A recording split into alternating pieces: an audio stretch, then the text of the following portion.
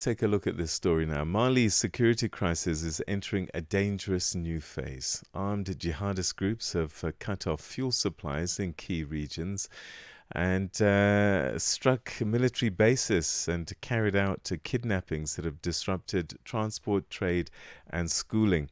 The blockade has deepened an already fragile humanitarian situation, whilst the African Union is warning that instability in Mali risks spilling over into neighboring countries if coordination is not urgently strengthened. For deeper insight into what's driving this escalation and what the data tells us, we're now joined by Héni Nsaibia, who's a senior West Africa Analyst at ACLED, and that's the Armed Conflict Location and Event Data Project. Héni, thank you very much indeed for joining us, and welcome to the program. Thank you for having me. So I'm just wondering, the latest conflict tracking that you've been doing, how would you characterize the current situation in Mali and the key dynamics that are shaping the crisis right now? Yeah, I think what is going on at the moment really has marked the year. We've seen a radical change in how militant groups use economic warfare, especially the Al Qaeda affiliated Jamaat Nusratul Islam al Muslimin. The crisis has also spread to the southern and western parts of Mali and also impacting the capital of Bamako itself. And the group has been able to sustain this fuel blockade, and as you know, have caused major fuel shortages, but also spikes in prices, electricity outages in major urban centers. So yeah, it definitely has an impact, and I think it's a way for this group to try and destabilize the regime in Bamako, and we will see how it will unfold in the coming months. As you've said, I mean, these fuel blockades are paralyzing parts of the country, and you've mentioned their objective to make life difficult for the government.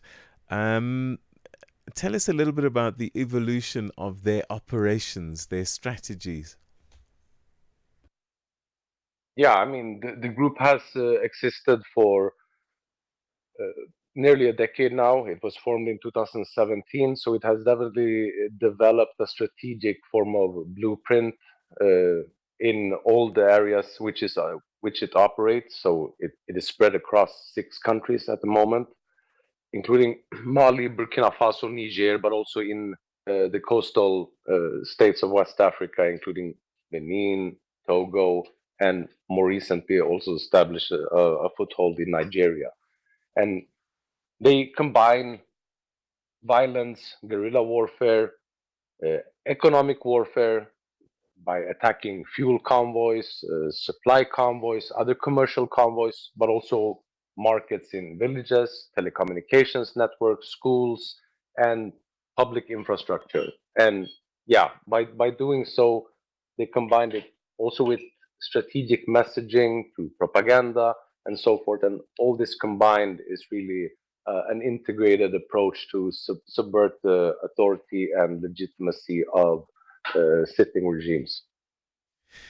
You've mentioned, I think, 6 countries there. Do we have any idea how widespread groups such as Jamaat Nusrat al-Islam and Muslimin have grown, and are they expanding their control from your view? Control, that's a sort of rubber band word, but I would say that they're definitely spreading their influence. And yeah, they control to some extent vast rural areas in the countries affected, and they have been spreading fast over the past years as well. And also recruiting from a broader set of ethnic groups, and yeah, by engaging in public outreach and propaganda in very diverse local languages. And they also have developed diverse revenue streams, which has enabled them to sustain their operations. And this is from so called taxation or even extortion, which they refer to as zakat, artisanal gold mining. They also receive significant income from weapons and ammunition, which they loot from state stockpiles through attacks on military bases and camps, but also How has kidnapping the for ransom is Malian another army aspect important responded to on the mention. ground? Are they finding it difficult to push back and stabilize the situation? Absolutely, I think we've seen the impact, and this has been going on for 2 months now. So definitely, they have tried to break the blockade, and to some extent, they have managed to get the fuel convoys through to the capital, and I think the other day also to the city of Segu. So they have some success, but they have been unable to completely break the blockade. They have responded with airstrikes, with military operations, and so forth, but it's still not enough to maintain the needs of the major cities in the south. So strategically, they're aimed at the Malian government for sure. But what are the most immediate consequences for civilians on the ground? I guess things like schools closing, food, those become real issues.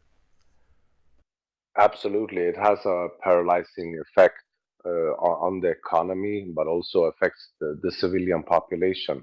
And I think that is the aim with this fuel blockade, to really fragilize the relations between the regime and the civilian population, and in a way try to provoke civilian unrest, or even a coup from within the military forces itself. But that is not something that we have seen materialize.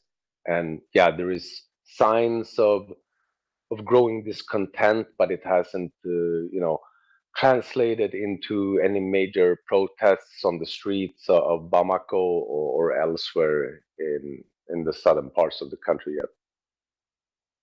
I know that ACLED has tracked shifts in alliances and foreign partnerships. How has Mali's move away from ECOWAS and closer alignment with Russia affected conflict patterns and behavior of armed groups from what you're seeing?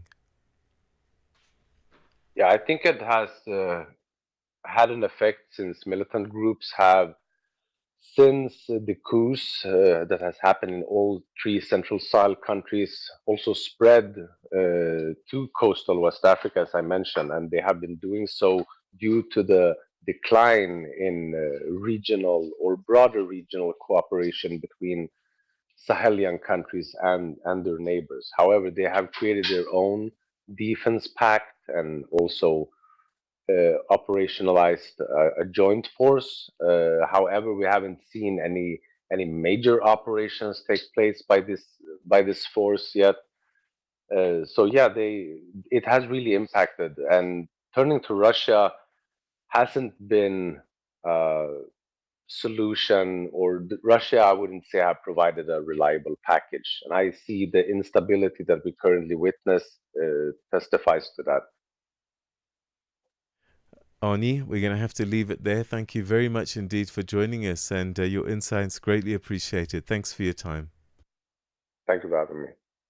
That was Héni Nsaibia, who's a senior West Africa analyst at ACLED. That's the Armed Conflict Location and Event Data Project, talking to us about the security situation in Mali with the fuel blockades and routes being restricted, causing quite a lot of disruption in the country right now. Africa at Play with Neto and ETO Germany. I've witnessed